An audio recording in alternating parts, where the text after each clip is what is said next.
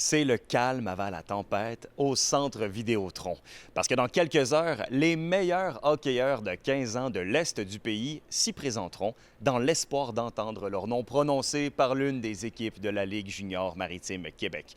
Mais pour le moment, ni les Huskies ni les Foreurs ne risquent de monter sur la scène ce soir à l'occasion de la première ronde du repêchage. Pour le directeur du recrutement des Foreurs de Val-d'Or, la stratégie ce week-end est de recruter des joueurs talentueux mais qui cadrent également avec la philosophie du Varéor. Un jeune allumé, un jeune intéressé, un jeune curieux, qui démontre des signes d'intelligence face à la Ligue, face à notre organisation.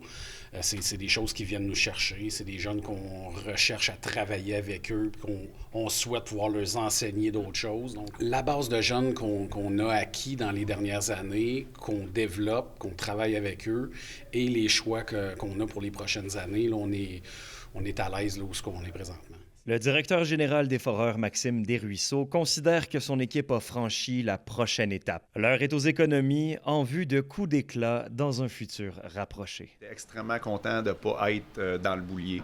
Ça veut dire ça qu'enfin, notre groupe a grandi, notre groupe a avancé. Pour les 3 prochains repêchages, là, évidemment pas le 2025, mais le 2026, 2027, 2028, c'est 4 choix de première ronde puis 5 choix de deuxième ronde qu'on a présentement. Donc, oui, tu sais, j'aime ça dire que notre carte de visa, notre carte de crédit est vide. Puis lorsque ça va être le temps d'acheter, mais on va être capable de le faire. Les Huskies de Rouyn-Noranda ont récemment mis la main sur 3 choix de premier tour dans l'échange de Bill Zonon, mais pour le repêchage de l'an prochain. Pour cette année, c'est la quantité qui sera de mise. On commence en deuxième ronde, puis dépendant de ce qui peut se passer aussi, on n'a pas terminé là, avant...